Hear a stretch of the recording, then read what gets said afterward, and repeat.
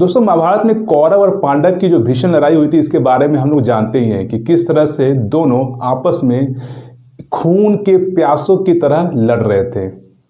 इस लड़ाई में जहां पर एक साइड कौरवों की सेना थी, वहीं पर दूसरे साइड पांडवों की सेना थी। लेकिन दोस्त, क्या आप जानते हैं कि इन दोनों पक्षों के बीच एक चीज बड़ा कॉमन था। जहां पर पांडव और दूसरे साइड जो कौरव थे, उनको सिखाने वाले जो गुरु थे वो एक ही थे। दोनों ने ही एक ही गुरु से शस्त्र ज्ञान लिया था, गुरु द्रोणाचार्य।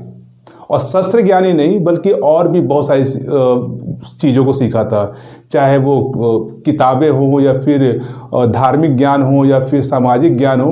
उनको सिखाने वाले लगभग अलग अलग तरह के जो गुरु थे वो दोनों के लिए कॉमन थे। तो आप समझ सकते हैं कि एक गुरु, एक कुल, एक राज्य, एक संस्था और एक ही जगह पर सब लोगों ने ज्ञान लिया और फिर आज दोनों एक दूसरे के सामने खून के प्यासों की तरह लड़ रहे हैं। लड़ाई हुई और जीत पांडव साइड की हो चुकी थी। पर कैसे? आखिर ऐसा क्या था कि पांडव जीत गए और फिर कौरव हार गए? क्या वो गुरु द्रोणाचार्य ने पांडवों को ज़्यादा सिखा दिया था और कौरवों को कम सिखाया था? ऐसा तो नहीं था। जहां पर एक साइड दुर्योधन को भी कहा जाता है कि वो बहुत ही बड़े गदाधारी थे, दूसरे साइड भीम को भी कहा जाता था कि वो भी बहुत बड़े गदाधारी थे। इवन भीम के तुलना में दुर्योधन की जो गदाधारी जो क्षमता थी, जो लड़ने की क्षमता थी, वो ज़्यादा अच्छी थी। अर्जुन को जहां पर एक अच्छा धनुधर कहा जाता है, वहीं पर उससे अच्छा धनुधर कर्ण को माना जाता है, लेकिन फिर भी हार गए। क्यों? क्योंकि उन्होंने ज्ञान तो लिया एक ही गुरु से, सीखा एक ही गुरु से, लेकिन बदल गए उनके मार्गदर्शक। जिसे आसान भाषा में समझे तो उनके पास कोई कोच नहीं था और इनके पास एक कोच था जिनका नाम था भगवान श्री कृष्ण। एक मार्गदर्शक के रहने की वजह से भले आपने ज्ञान किसी भी गुरु से सीखा हो, उन्होंने बस उस क्षमता का विकास करते हुए उस पूरे युद्ध में वो हमेशा लीड करते रहे और हमेशा आगे ही रहे। ऐसा ही होता है हमारे आम जिंदगी में, जहाँ पर एक स्टूडेंट किसी कोचिंग में, किसी स्कूल में या फिर किसी संस्था में सब एक साथ पढ़ते हैं। टीचर आता है, सबको उतना ही पढ़ाता है, सबको बराबर बराबर का ज्ञान देता है। ऐसा नहीं है कि वो उसको जो पढ़ा रहा है तो राम को कम सुनाई पड़ेगा, श्याम को ज़्यादा सुनाई पड़ जाएगा, या फिर आगे में कोई रवि बैठा है तो उसके पास आधा नॉलेज आएगा और आधा नॉलेज स्किप हो जाएगा। ऐसा कुछ नहीं होता है। टीचर आता है, वो पढ़ाता है अपनी स्पीड से और बच्चा अपनी स्पीड से सीखता है, फिर चला जाता है।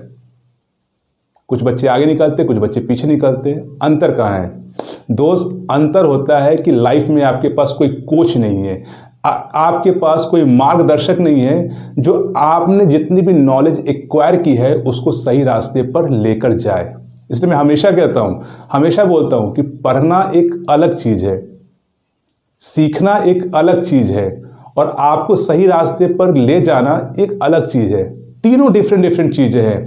लेकिन हम लोगों ने इतना ज़्यादा कंफ्यूज होकर सभी चीज़ों को इतना कंबाइन कर दिया कि बस बोलते कि स्कूल में एंट्री करेंगे, खत्म हो गया, सारे समस्याओं का समाधान हो गया। ऐसा नहीं होता है। हिस्ट्री के लिए हिस्ट्री पढ़ते, फिजिक्स के लिए फिजिक्स पढ़ते, केमिस्ट्री के लिए केमिस्ट्री पढ़ते हैं।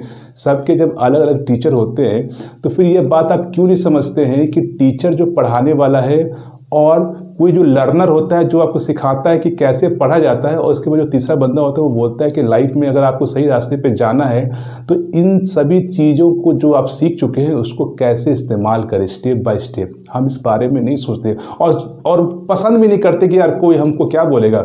एक ही बंदा होता है जो सब कुछ करता है और आप बड़े खुश होकर अपनी लाइफ को इंजॉय कर रहे होते हैं। इसलिए कहते हैं दोस्त, लाइफ में एक कोच का होना बहुत ज़रूरी है, एक मार्गदर्शक का होना बहुत ज़रूरी है, जिससे आपको ये पता चलता है कि आप जितना भी नॉलेज एक्वायर कर ले, जितना भी नॉलेज गेन कर ले, उसको सही रास्ते पर सही फोकस के साथ कैसे उसको भेजना है, किस रास्ते आपको जाना है, किस रास्ते आपको नहीं जाना है। ये आपको एक कोच या आपको जो एक मार्गदर्शक होता है वही बता पाता है। स्कूल में जाते हुए 10-15 टीचर आते हैं, जाते आते हैं, किसी को कोई फर्क नहीं पड़ता है। वो आपको पकड़ना है कि किसको हमको अपना मार्गदर्शक बनाना है। नहीं बनाएंगे फिर वही हाल होगा कि कौरव और फिर पांडव की तरह आप भी तो ज्ञान ले चुके हैं, लेकिन आपके पास मार्गदर्शक नहीं है, और पांडवों के पास एक ऐसा मार्गदर्शक है जो उन्हें उनके सही रास्तों पर भेजने के लिए उनकी मदद करता है। तो अगर आप इन चीज़ों को समझ गए हैं कि मेरे कहने का मतलब क्या है, तो लाइक कमेंट शेयर जरूर करिएगा, और अपनी बातों को, कुछ और सवाल हैं, कुछ और अपने मन में जिज्ञासा है, उसे ज़रूर पूछिए। तो मिलते हैं अगले वीडियो में एक नई और एक अनोखी जानकारी के साथ।